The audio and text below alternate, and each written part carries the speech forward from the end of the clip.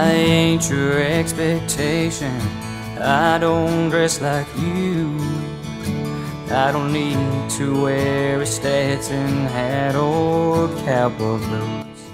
All right, boys and girls. I'm in the South right now, and we have a country artist on, Travis C, legendary country artist. Sai, do you want to tell us more about this episode?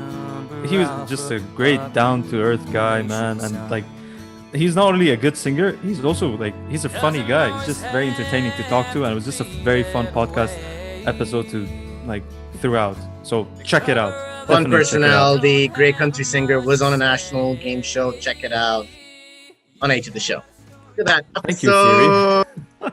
310 of Age of the Show. We've been doing this 310 times now, traveling around the world. Now in Las Vegas, Nevada. Check it out. How's it going, Travis C, our first country singer on the show? Applause. Yeah. Yes. Oh, I'm your first country singer? Yeah, spinning country around the world.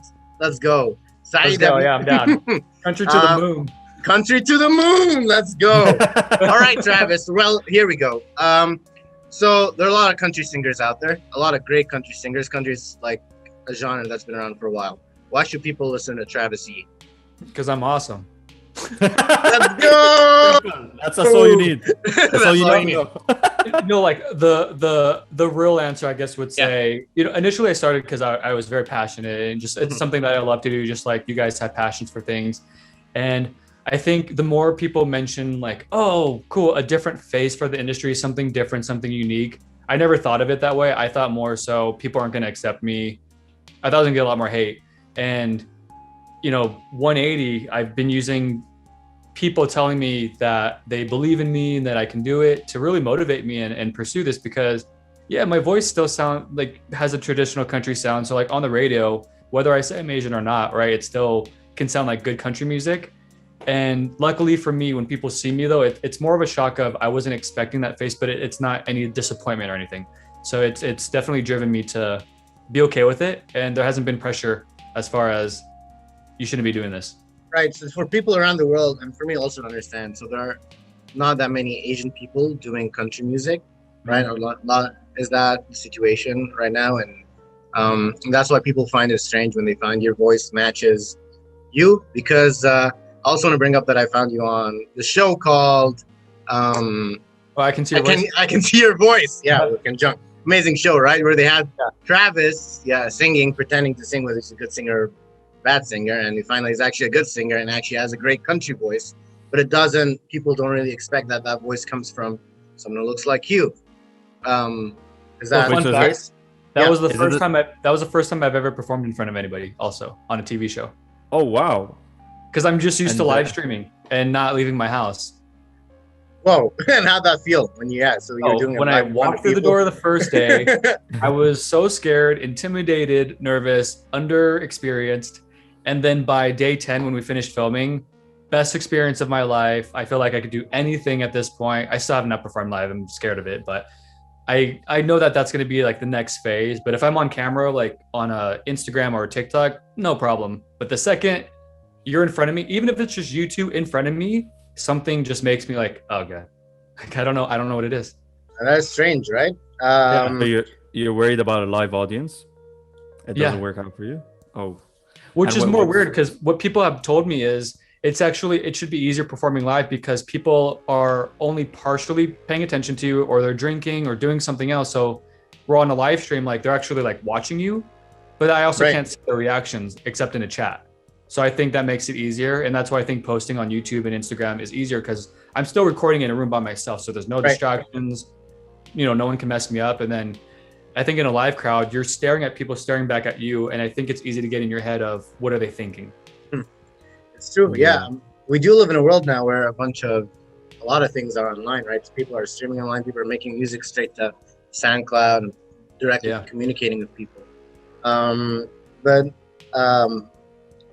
you going to get past the fear of meeting people, right? And singing songs to people and in front of people. That's also a huge part of music. And how do you get past it? I'm just going to be a digital country singer. Just kidding. I mean, who knows, right? This could be the world. Is that actually your plan? Is that actually how No. I don't think that's realistic. Unless unless like No, NFT, it's very future based, to be honest. You know. It's yeah, like when it's NFTs and technology music, and right? I'll just make everything NFT. stuff. Just sell Non-fungible your- Travis. I mean that could work. Yeah, why not, man? could. Go for it. Honestly, yeah. I know that performing live is a thing, right? That's how more people connect, and like honestly, I think that's, you know, from a career standpoint, that's where you make money, you know, from touring and traveling and meeting people and merchandise and all that. So I know that I have to put myself out there. I have started, like my goal for this year is to go to Nashville every 3 or 4 months, and I've been doing that so far just to get out there, because I'm not ready to move there yet. I don't think it's necessary, because if I'm just recording music and writing, I could do that on Zoom and in Vegas. But I know that once people start saying, hey, Travis, do you want to perform here, or do you want to do this gig? Like I myself am not actively seeking out opportunities, because there's that barrier of, if I seek out an opportunity, then I have to perform live, which is the stupidest reason to not reach out. But that's my, you know, that's my bridge right now. But I'm sure when people start saying, hey, we want you to sing a song at our show or something, I know that I'll just have to say yes and just deal with it. And then I'm sure once I do it, I'll probably be like, why did I wait so long? So you're saying how other people are like telling you to, you know, tour, and if you take an opportunity, you would have to tour. But what about you? Do you actually want to tour? Do you want to perform eventually in front of a live audience? Like, is this one of your 100%. goals? Yeah. I think honestly, the fear, I don't even know if it's a fear, but the hesitation is just the lack of experience. I have zero experience. And so the only thing that I have is, on a completely higher caliber, is performing on a TV show in front of celebrities and lights and cameras, right? But in a way that's still different. That's still more what I'm used to, because there's camera in front of me. So I'm used to just focusing on a camera. Whereas if there's 100 people in front of me, I know there's tips and tricks of like looking at the back of the room or looking above their heads, but I am the type of person that likes direct eye contact. And so I would almost have to like get rid of that mindset and just make people pretend I'm looking at them. I don't know all the tips and tricks and stuff, but yeah, I mean, it is weird, right? Post-COVID world, I feel like I don't know what is going to change. I mean, we're still able to do interviews through Zoom, so that's awesome for us. But I guess for some artists, they have to go back out and perform live again. I want to know, so one of the things that the internet loves is covers, right? And that's what you do a lot of. You do the WAP cover, the Pokemon cover, all the great covers you've done on Travis C. So I saw the WAP cover. What is it about covers that is so great? Well, before getting to that, one of my favorite comments is an Asian guy singing a country song by a black artist in America. That's like the most mixed race song ever. Perfect. Yeah, that was perfect. And so I enjoy doing covers. I think starting out, it's strategically a smart thing to do, because people look up their favorite songs, right? They don't look up Travis. They look up Cardi B, Bruno Mars, whatever. And so that's the idea. And I grew up on R&B and pop music. And so for me, I feel like it's easy to sing anything that is not country and make it country, because my natural singing voice is country.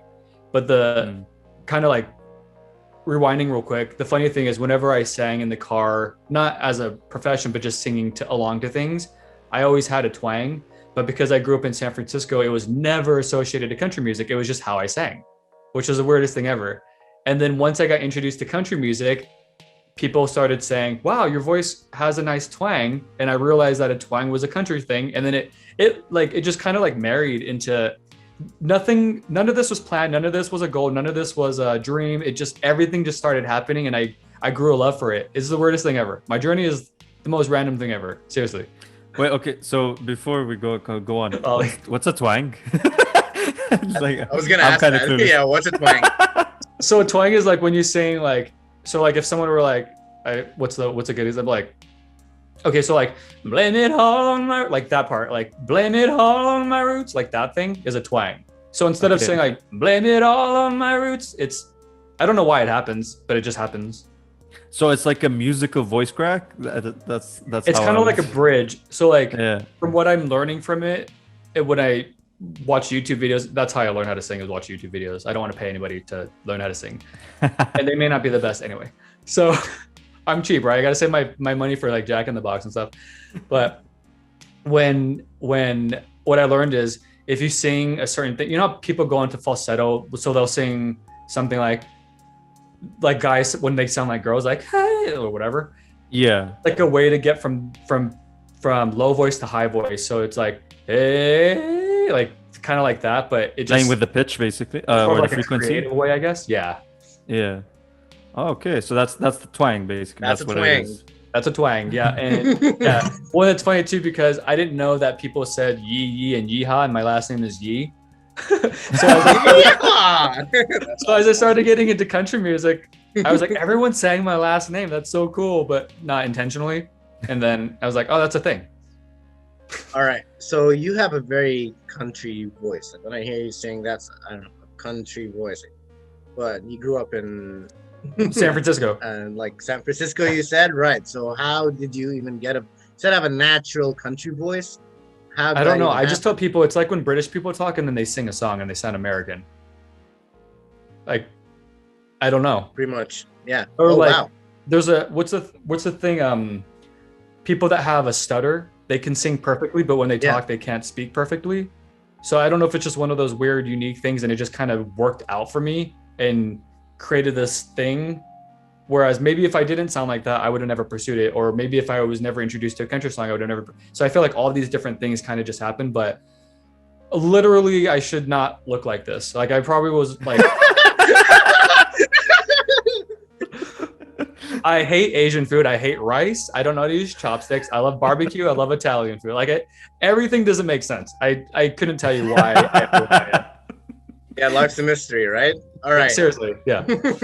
So, you have a new record coming out or a new single coming out? What's your new project coming out?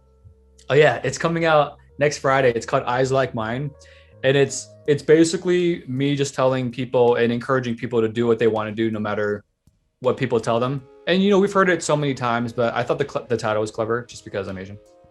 But what I did in the music, I actually posted a clip today. I don't know, or in the past too, but I actually invited a lot of friends and family to be a part of the music video. So I edited the whole video myself, but different ages, different ethnicities, different genders, all that kind of stuff, just to show that like we're all different. And you know, it's been told many different times, especially in the past year, of like equality and stuff like that.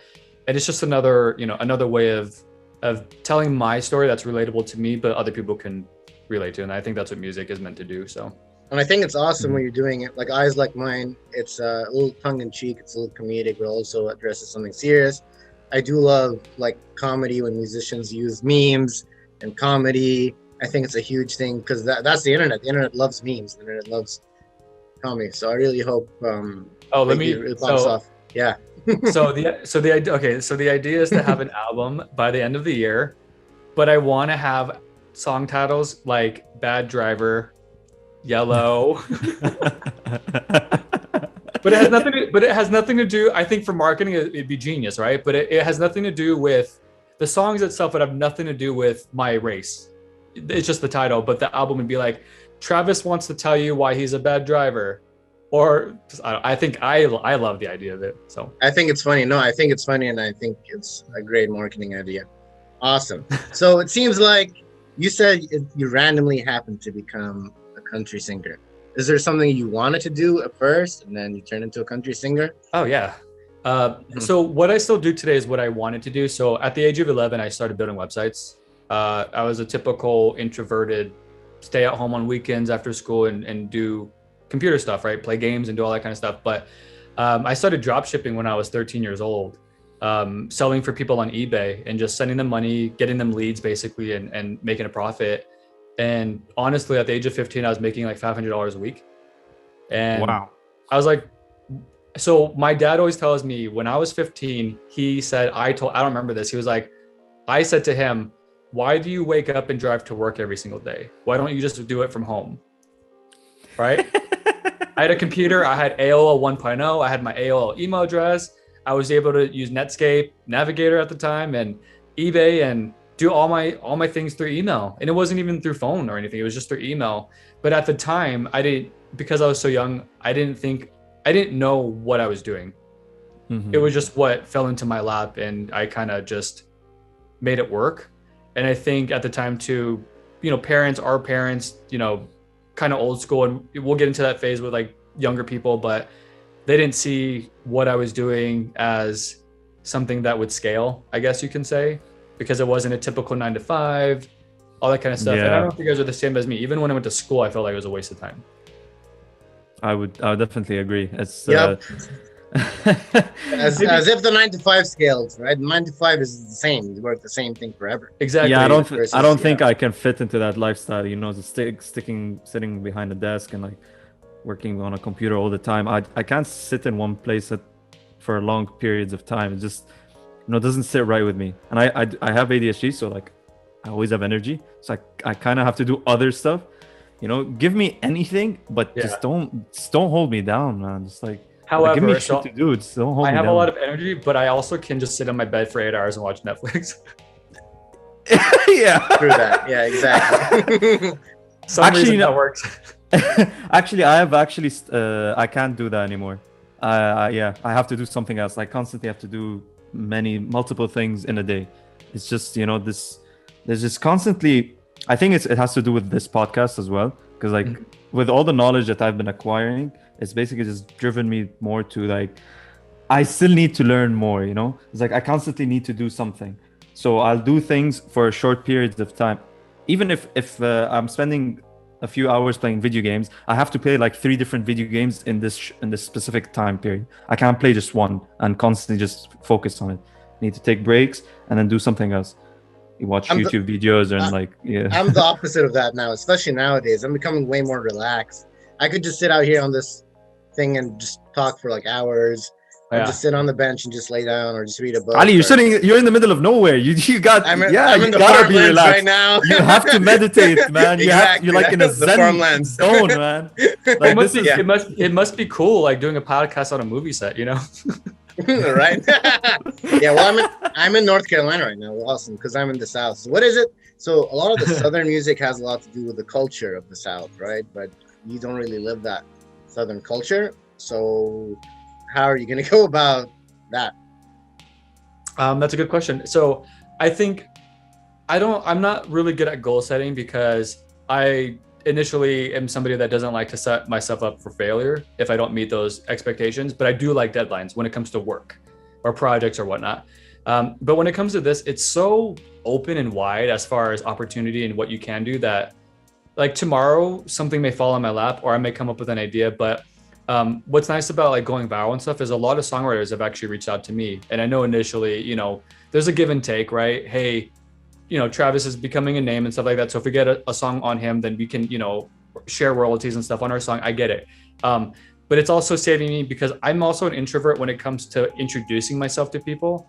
So like if we were at a event or whatever, and you two were just chilling on the side, I would never walk up to you guys and be like, hey, what do you guys do? Like, I don't like bothering people. And I feel like everyone's better than me. I just can't do that. But if you walked up to me, we're talking for hours, right? Because you broke the ice. I would definitely do that. Yeah. So I think with these opportunities, like obviously they're taking advantage, but like I'm gonna jump on the opportunity because it's a free opportunity to increase my skill and my knowledge. Even with you guys reaching out to me, I'm getting better and better with speaking to people. I feel like. Yeah. Whereas my first interview, just and like and all that kind of stuff. And so it does it's practice. Yeah. I will say that my first song was called Everything But Country. And the reason why I wrote it is because every time I told somebody, what kind of music do you like? They would say, I like everything but country. She loves everything but country. Yeah. So I thought that'd be a funny play on words of, a girl that likes everything but country. And it's a country song. Yeah, and it's a country song. And then this song too, right? It's a country song, but it has nothing to do with. Well, it has like certain things about being in the South as far as what people expect a country artist to do, but it's not me singing about experiences and stuff. So, if anything, too, if I could write songs that introduce like a new avenue of, it doesn't have to be about honky tonks and beer and whatever.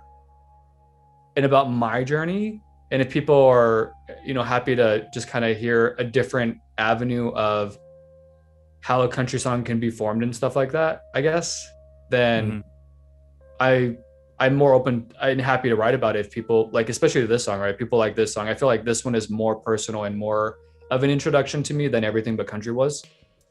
And so, oh, wow.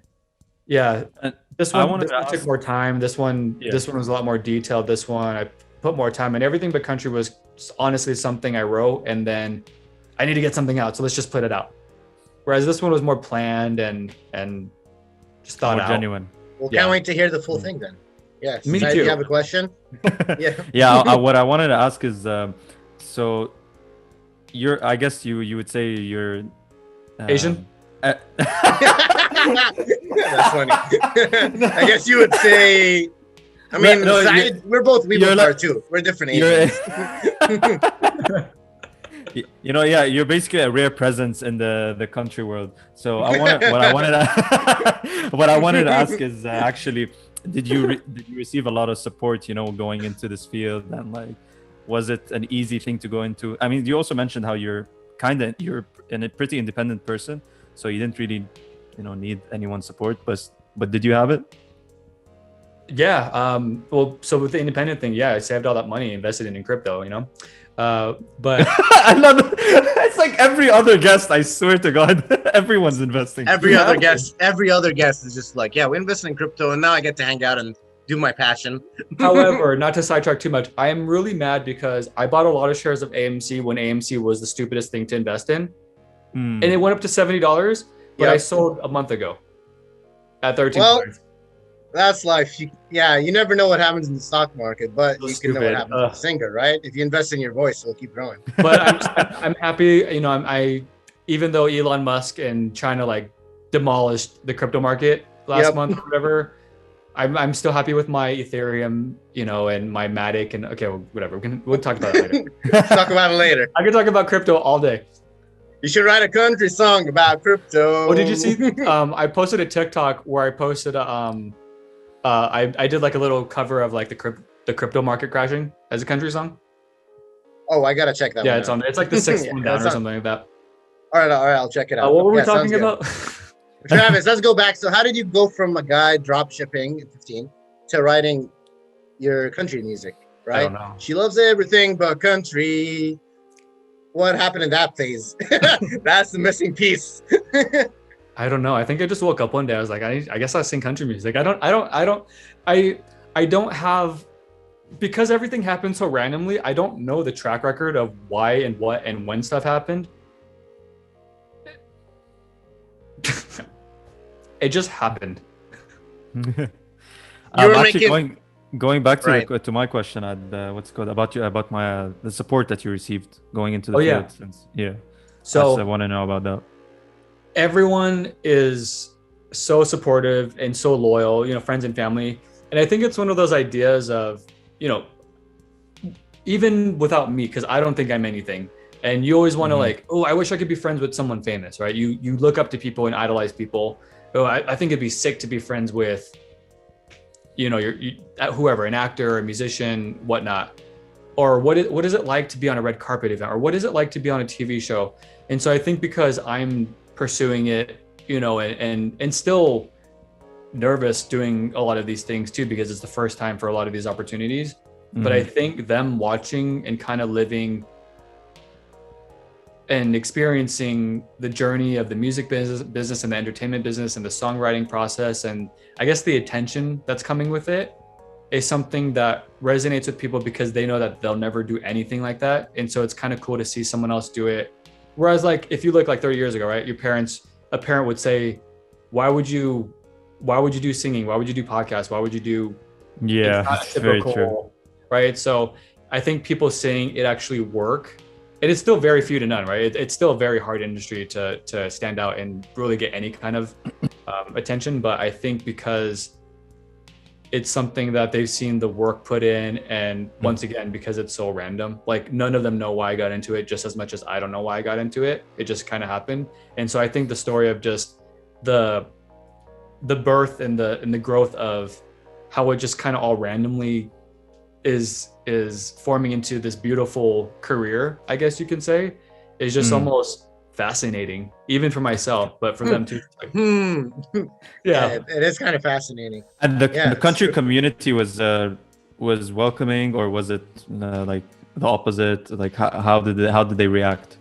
Yeah, literally, when I first started doing this, or when I started pursuing it more, I thought I was gonna get a lot more hate. But my mindset is like, I could care less. I could be petty and like respond back and be like, whatever. And I think it's fun to do that. But and I know I have to watch out now more and more. But I'll check grammar check, make sure I don't offend anyone. I want to ask you about. Sorry. Oh no, yeah. I was continue. You can continue. But Yeah. I think I literally maybe get 1% hate. And honestly, I don't even know if it's people that know what they're saying. I think it's just trolls, honestly. Yep. Yeah. So, Sounds like a very nice community to be a part of. yeah, and people, Right. it's kind of cool, right? People from Asian countries are being introduced to country music now. And so I'm like, BTS, let's do a collab. I don't know. Let's do a collab. BTS. Let's do a collab. Let's get BTS on the podcast. Skyrocket me like that much faster. Dude, honestly, BTS, I don't know how they control their own growth, I don't know, right? yeah. But it's also strict. I mean, country right now, you join this country, like you're writing country music, you're making country music. I want to know what you think about Old Town Road, and because that was a thing where also like someone, a black person at this point, he made a song, and it also with the power of memes made it blow up, and it was the top song for a very long time and crushed all the records.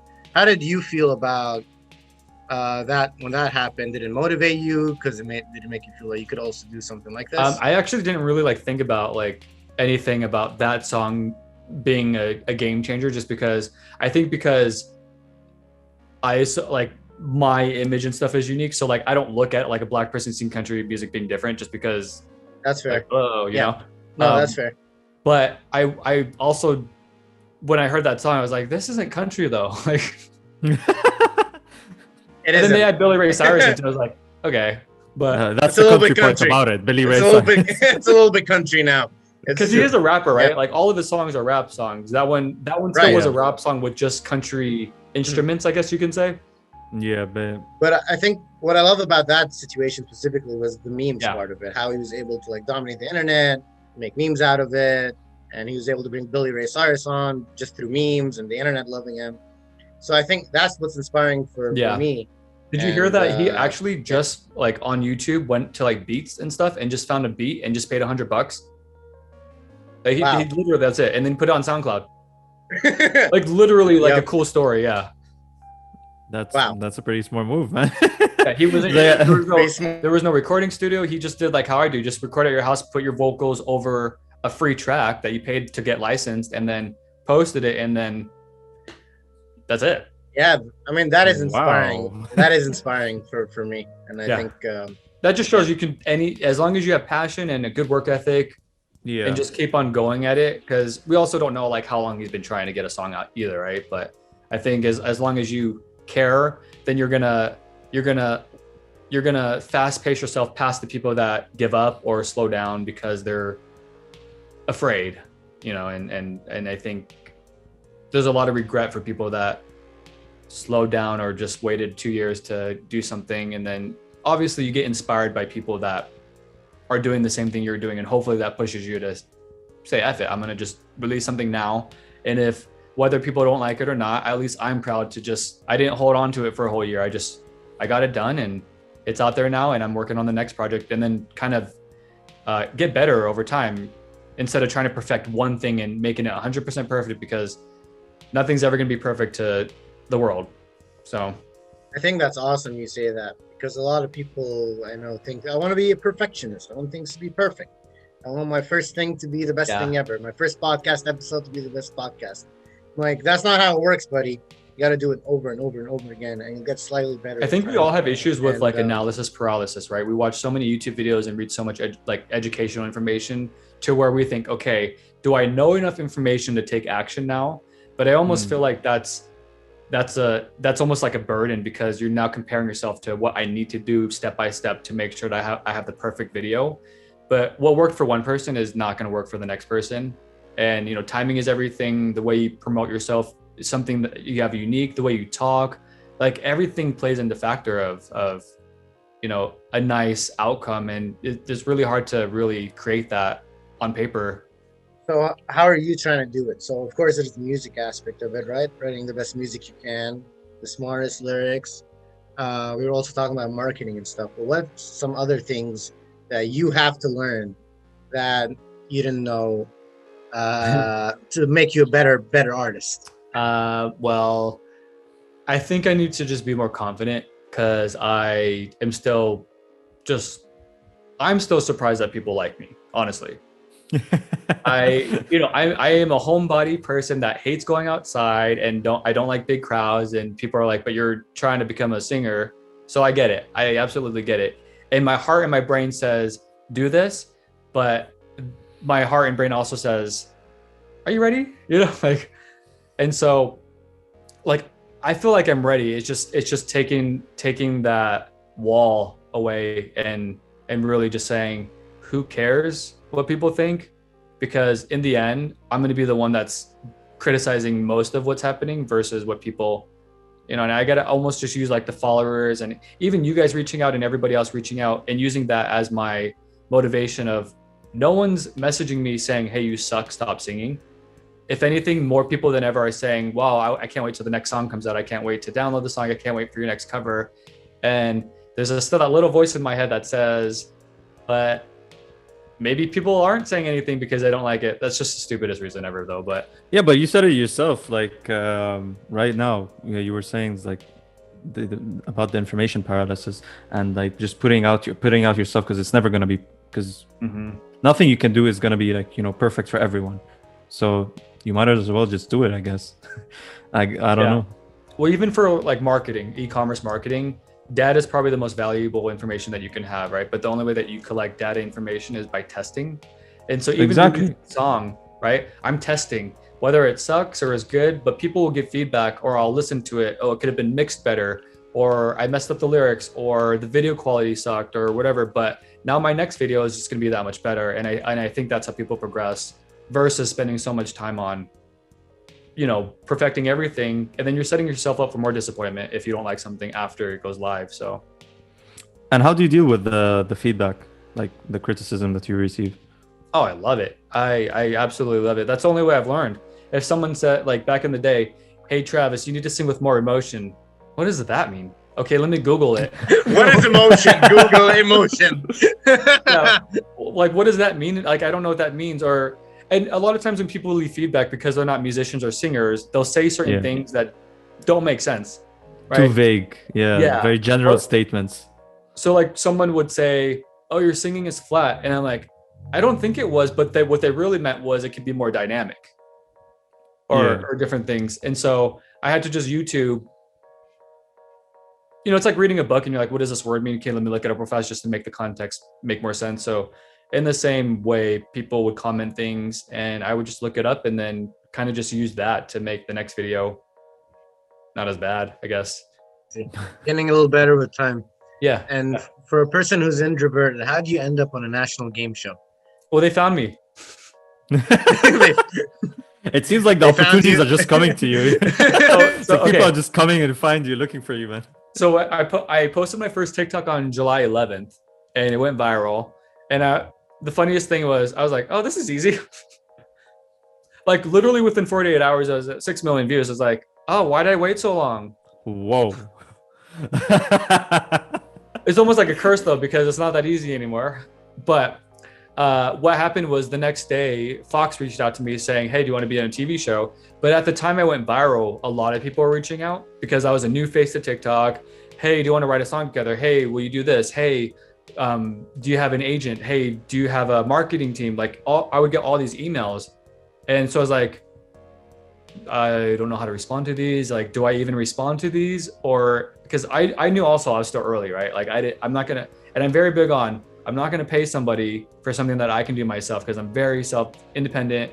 And my biggest thing is if I'm going to pay somebody to do something or manage or whatever, I need to know how to do all that stuff first. So that way I can correct them if I notice that they're not doing something right. But so it's funny actually, Fox, and I told them this too. And I was like, the approach to me was the most random thing ever. So the executive producer emails me from his Yahoo email, not even a Fox email, and says, hey, we have a TV show. We saw your TikTok. We would love for you to be on it. Give me a call if you want more information.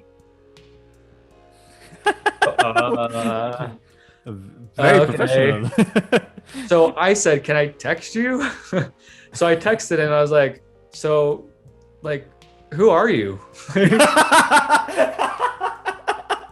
Because there was that still like That's skepticism of like, okay, this could go really wrong, but then also maybe this is a real opportunity. He just approached it bad, right?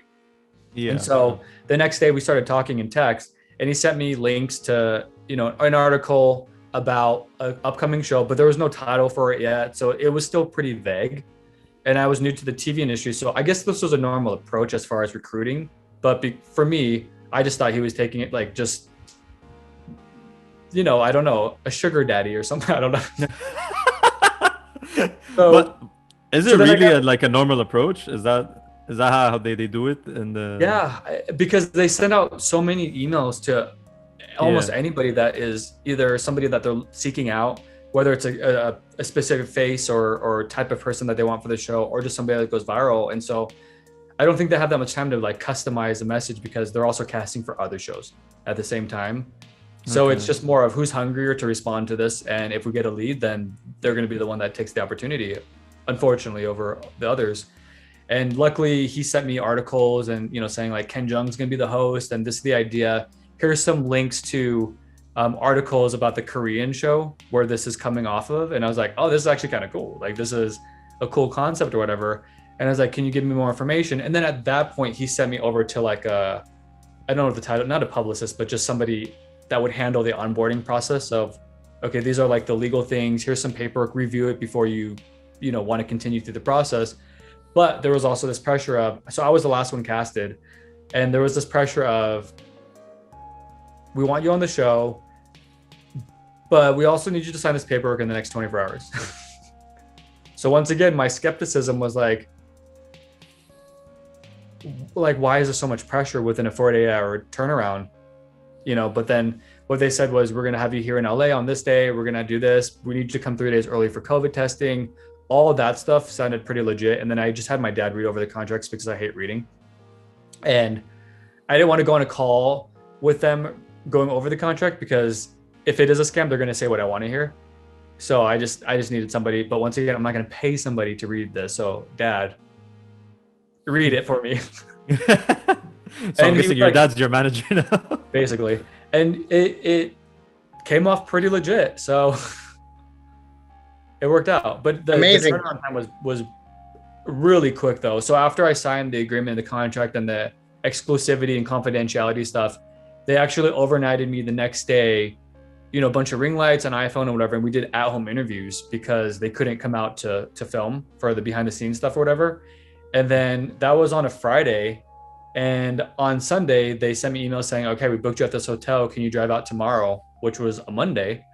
And like all that happened really, really fast. Wow, that's awesome. And you were on a national game show. Do you want to tell us more about how that felt for you? Yeah, it like I said, it was the most overwhelming and intimidating thing on day one, and the most saddening and best experience ever on day 10, as far as like having to leave and stop the journey of filming a TV show. But I honestly feel like there's a lot of people that perform on a daily basis and are really, hey, there's a guy behind you.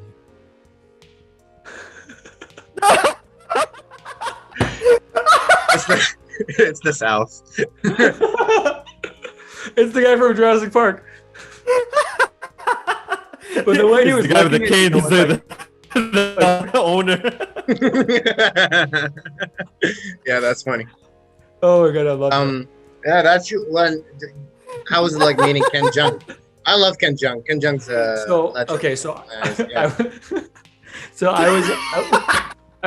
I was happy about the opportunity, but when we got there, we found out that because of COVID, we couldn't like really shake hands, meet anybody. So it was more of a, when we're on stage, it's just strictly business. Like, hey, come on stage, do your part, and then walk off stage. But we couldn't hang around. Like, there was a quick like walking on stage, like, hey, Ken, but then that's pretty much it. So now one thing that I don't regret it, but I regret when they asked me the question, or when he asked me the question at the end of the episode, I wish I said something like, Dad, it's such an honor to be on your show, or just something stupid like that. That's funny. That's good. Yeah. That's mean. But I was Yeah. nervous. Like, I don't. So when he said like, "How long have you been singing?" I said something like, "I've been singing since I was 17." That's a lie. But I You was lied just- on national TV. Yeah, but I was so nervous. And That's so, funny. But it was. I will still take it over than not having the opportunity, right? So Yeah, obviously. It was your first time. It was your first time anything like that. Nothing can be perfect. yeah, right? exactly. So that show based on a Korean show? Yeah. You said? Oh wow! All right, bringing me to the second question. You brought up BTS earlier. What's the thing with how is K-pop so successful right now, and why is BTS such a huge thing? I mean, right now they just had another song come out that's also huge. I know that's nothing related to country, but I don't think I anybody think it's knows. awesome. Right, Like, like no one's honestly, cracked, okay. no When one's you cracked watch the like the algorithm. billboards, when you watch the billboards or the Grammys and they're performing, they show the audience. It's not just Asian people singing along. Like there are like people of all ethnicities singing along to their lyrics, and I don't even know if people know what they're singing along to. Honestly.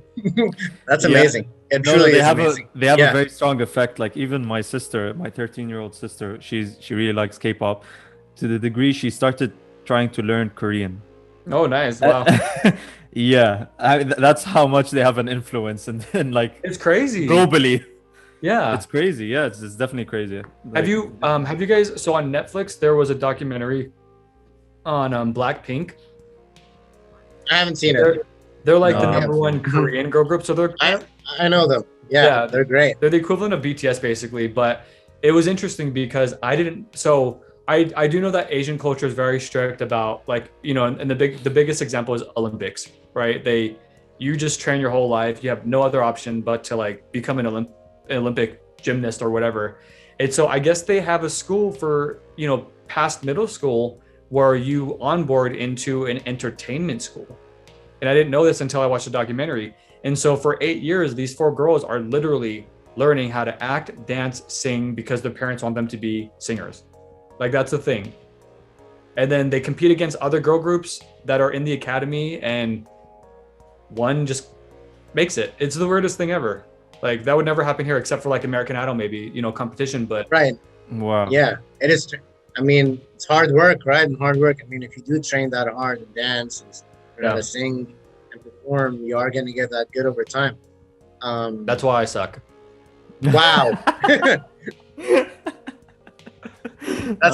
Yeah, that's a good. Do you think that's what it takes to become a great artist? Because I know not all artists do that. A lot of artists are just have a way different approach. They're more confident or more just like I guess their own style. But it definitely depends yeah. on like experiences. It will definitely, just like education, right? Experience will definitely land you probably more opportunities, or when you get that opportunity you'll be more skilled at it.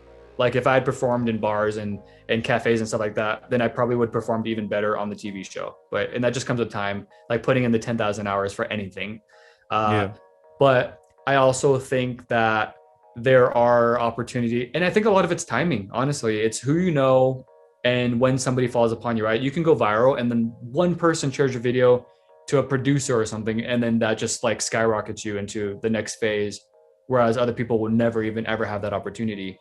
And so I think the biggest thing is consistency with whether it's your podcast, whether it's my music, and just putting yourself out there, because old content is still new content to new people that are discovering us. And Yeah, so definitely. as long as the conversations are relevant and whatnot, but other than that, like a song will never get old to somebody that never knew about it. And so By that's the way, kind of the mindset. Yeah, what I wanted to ask about is so you come off as like a funny person, to be honest. Yeah, Especially with the titles that you use for your songs as well. So like, how do you incorporate and why do you incorporate your comedy into your music in a sense? So I don't take myself seriously whatsoever. Like you make fun of me, I will not get offended, but just expect me to like say something back, but jokingly, right? Like Of course. if you're gonna dish it, you better be able to take it. But I also, like, if I were to ever perform, like if I'm on TikTok live, but if I were to perform on stage, I don't want to be serious. It's almost like the difference of like a work from home job versus a corporate job. I want the work from home job. And so that's how I want to perceive myself in a professional atmosphere of like I want to be myself. I don't want to fake who I am. Like if honestly, when I'm on TikTok live, sometimes I'm like yawning and I'm like, sorry guys, I'm just tired. But I'm not gonna like put eye drops in and drink an energy drink just to like please people, right? Like this is who I am. So Yeah. if so luckily I'm not tired right now, you guys, because this could go a completely different way. but that's just I like, and I think people like that in a sense of it's kind of like when artists wear no makeup, right? Like that's me wearing no makeup. Like I'm not trying to do anything extra. And if I can put my humor into making country songs from rap songs or pop songs or parodies or whatever, then I want to do that. Do I want to be the next Weird Al Yankovic? Absolutely not. But I don't want to go that avenue. But I think because of TikTok, like people expect honestly like ADD content on TikTok, right? And if that's going to get attention, very true, to take my serious stuff more serious, then I'm absolutely fine with doing that because that's also my personality on TikTok. So like if I were to sing live Eyes Like Mine, the song that's coming out, I will probably smile or laugh at some point in the song. Not because I'm dissing on my own song, but because it's also uncomfortable to be that serious for 3 minutes. Like that's just like I'm the person in an awkward elevator that just starts laughing because it's so awkward. So, yeah, I'm the type of guy who would probably mention it. Exactly. Yeah. Yeah. So I like just being chill, and I like just having a good time and just trying to not be a fake. Yeah. Exactly. I mean, yeah, being authentic is awesome. It's because you can do whatever you want to do. You don't have to do what other people tell you to do. So I want to know, do you see yourselves doing country music moving forward? Do you want to try different genres? Oh, can you hear that? Or Yep. yes, we can. You can stop. That's all good. We're good now. You did it But first. yeah, what is like? What say you have goals and you have deadlines and stuff. What do you think of is the future of Travis? Wait, what happened? What'd you say? What happened? We're on a podcast. Travis, C, what do you think is the future? Do you love doing country? Do you want to do more different genres? Do you want to? Oh, actually, I just thought of something that has to do with my story. So, okay, so like 8 years ago, I posted my first YouTube video, and the intention of that was more, can I be famous? I think everyone at some point in their mind has like whether it's a parent of a kid or somebody, just like, what can I do to either make a lot of money or be famous, right? Whether you pursue it or not, like everyone just has a dream of like, how can I be on the same level as somebody else without knowing what the work load is? So I posted a video of me singing Wilson Phillips' song on YouTube after Bridesmaid came out because that song was fun. And when I was singing it, people actually commented saying, "Oh, that's so cool that you turned the song country." But once again, that wasn't the intention. Yeah. So that's actually a good fact that I should just keep in my story. And then I nice practice. This is great practice. Yeah, thank you guys. So when I started posting like acapella covers on Instagram, and the funny thing is, I am more comfortable singing without any music because that's how I learned how to sing. I can't play guitar, I can't play piano. So whenever I posted on Instagram, it was 15-second covers, during the Vine days and stuff like that, where it was just me singing on the phone and then posting it acapella. That's the only way I knew how to do music because I didn't have equipment, I didn't have software or anything. And so like when it comes to auditions, perfect. When it comes to singing on a national television show with music, oh my God, horrible with in-ears and all that kind of stuff. And that's maybe another reason why I'm afraid of live shows, because I can't play with instruments. And if someone else is controlling the guitar, I also know that that's a disadvantage because they could also screw the whole thing up for me, or like a sound engineer or whatnot. I don't have control at that point, which is the scariest thing ever. And so I think a lot of people started requesting country songs because my voice just lended well to that. And I honestly think that's how I started getting introduced to country music. People were making suggestions, and that's what kind of when I started taking it more seriously. And then I started really, really enjoying singing country music, even though I have no experience in what I'm singing as far as the storytelling. But I loved singing it. And then I started just taking it more seriously and then kind of just pursued it. Once again, random. That's amazing. I mean, randomness sometimes irony leads to things that are amazing. Yeah. Like Dogecoin, pretty much. Yeah. So let's find out more fun facts about your artist. No, new section. fun facts about your favorite artist. Travis, do you play any video games? I did. Not No, anymore. but I literally was What the are- king of Mortal Kombat and Killer Instinct back in the day. Like I could go Let's I go. could go to the arcade and challenge you and be like, I will beat you. I remembered every finish move, every special move. Like I literally was like, I am confident to say I could beat anybody in Mortal Kombat. Honestly. 100%. Yeah. Finish him. That's good. So yeah, I nowadays awesome. I don't, just because it's one of those things where I would love to, but I know how time consuming and how invested I would get, because once I start a game, I have to finish it.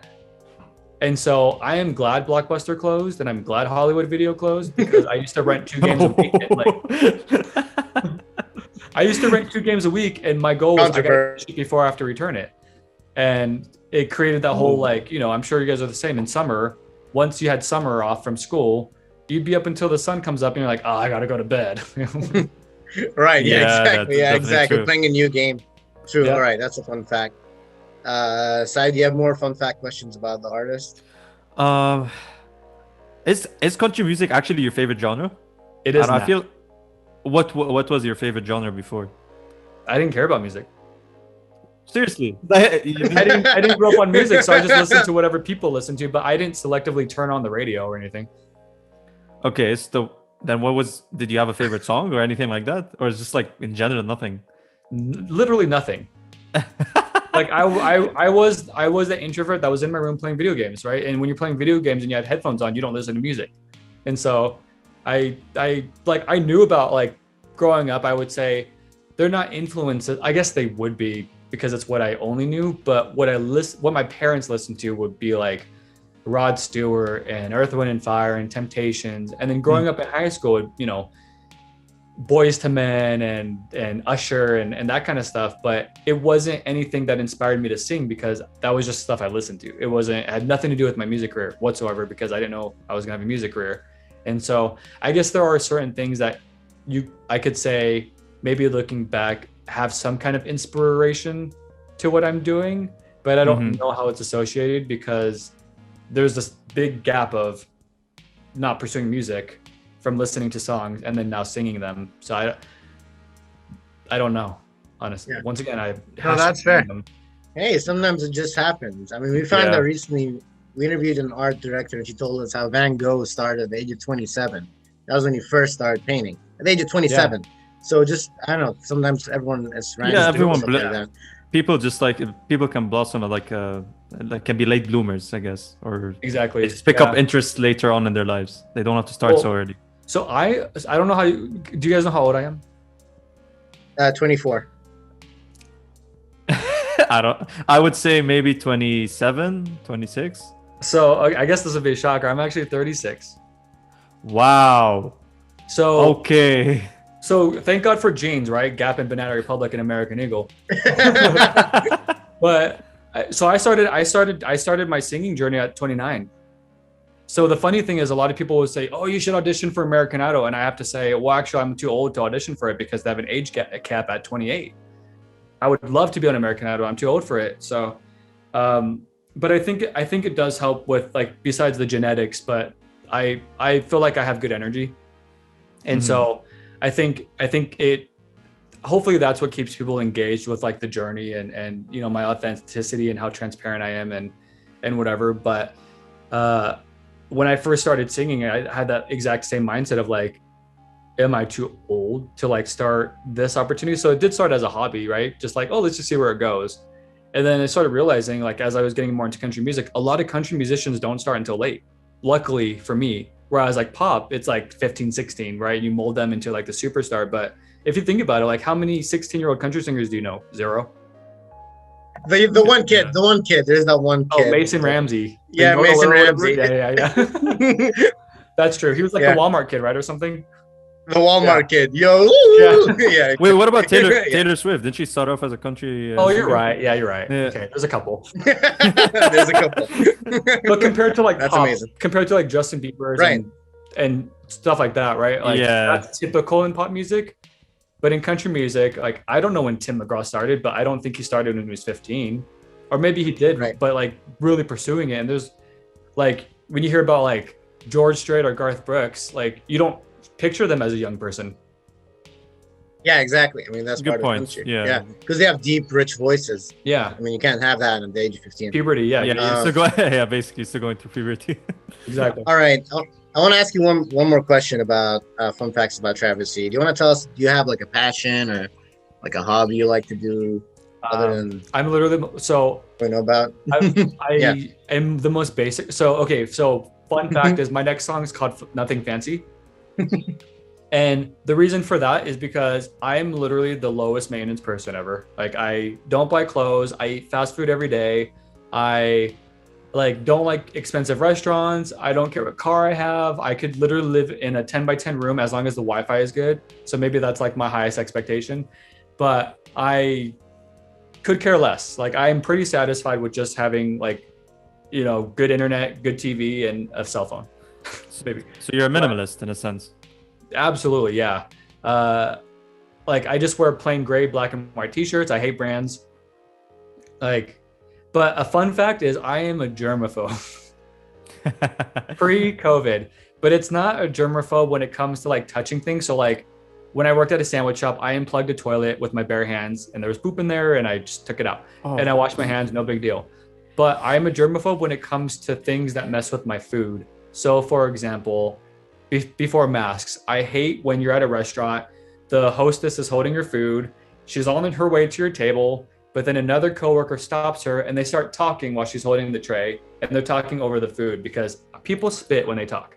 And that bothers me, especially when I see it in slow motion. I'm just like, no, like that's my food. So I also have like a what's the word? Pet peeve of sitting across from people eating, because most people don't chew all their food and swallow it before they start talking. You put food in your mouth and you start talking naturally, and that's most people. But I stare at their mouths, and then it's funny because at some point in the conversation, something will come up, and the second I bring it up, then they get very self-conscious. Like, oh my God, I'm sorry if I like spit or whatever. But you know, you don't know that. The biggest thing for me before COVID has always been when people blow up birthday candles and then everyone's eating it. That's always grossed me out. So I've always scraped the top of the frosting off because I'm like, I don't want your saliva. I don't want whatever you have. Yeah, I don't know if you've ever used those candles that what's it called, that they like mini fireworks things. You know, it's like there's that let out the sparks. So those like release a lot of, you know, chemicals onto the cake. And yeah, when I really try to avoid those as well, especially since I don't want to eat cake that has, you know, fucking gunpowder or some shit in it. I don't know. I'm not gonna eat that, you know. It's like staying away. So it's a good thing I don't eat cake in general. So yeah. I feel like I'm extreme. I don't even share water bottles with my mom or a straw, or if you know, like typical, say we're at a family meal, right? Say you guys are my family and we're like, you have a steak, one of you has meatloaf and I have chicken, right? I'll share with you guys some of my chicken, but say you cut into your steak and you take a bite and then you offer me, hey, do you want a piece of this? Because you've already stuck your fork in your mouth and put it back in the steak. Nope, I'm good. I won't try it. That's my. I'm also facts of Travis here. I'm also a very picky eater. So like I love barbecue, I love American food, like burgers and hot dogs all day, French fries. But I don't like sauces. So like if I eat a salad, there's no dressing on it. I eat it dry. If I eat a sandwich, it's just meat. I eat it dry. Cereal without milk. Like I actually hate flavor. So potato chips, only original ever. I've never had alcohol coffee in my life, and I've only had soda once in my life, and I hated it. That's an interesting. Amazing. All right. Yeah. All right. We're at the final section of our show, which is fast questions. I'm gonna say some words, and you just want to tell me yes or no. What do you think? All right. Tractors. Tractors. Wait, I'm saying yes or no. Sorry. Tractors. Yes. No. Cowboy hats. No. Cowboys. Nah. Beer. Nope. Guns. No. This is easy. Well then that's wait, one more one for me. Go for it. Travis Scott. Duh. Yes, we got a yes. There we go. Let's go. All right, this has been another episode of 8 to the Show. Thanks, Travis. This is a lot of fun. I'm glad you came on the show. Travis, is there anything you want to shout out or say before we wrap up? I'm disappointed that the park leader didn't let the dinosaurs out because I really wanted to see them. I wish that they let the dinosaurs out. You can come out of the cage. Now we're wrapping up the podcast. Because part of me started to believe that red bird feeder was actually like a piece of liver. Yeah, right. The T-Rex comes up and just goes whoosh. Yeah, exactly. Man, when you noticed that guy in the background, is Brian there? Is Brian in North Carolina? No, exactly. Brian is basically his roommate in LA. So he's literally the way that he was walking by was like typical, like in like movies where he was like this. He's like the father from Get Out. Like I actually want a clip just from that. When you save this, I want a clip of the creepy guy. Unless it's your dad or something, I don't know. Hey, no, don't call him a creepy guy. He's a cool guy. Yes. Exactly. Okay. He was just walking through. Yeah, exactly. But it was like slow motion. It was perfect. Yeah, it was iconic. All right, this has been another episode of AT the Show. Travis, you have a new single coming out, right? Soon. By the time this podcast is out, it'll be out. Do you want to tell us more about it? Yeah, I think there's a song coming out. Yeah, it's called Eyes Like Mine. It's called Eyes Like Mine. It comes out June 11th, and then the music video comes out June 14th, and you can just listen to it wherever. We'll be sharing the links. All right, I'll be celebrating. All right. See you guys. Awesome podcast, and cheers. All right, goodbye. Cheers.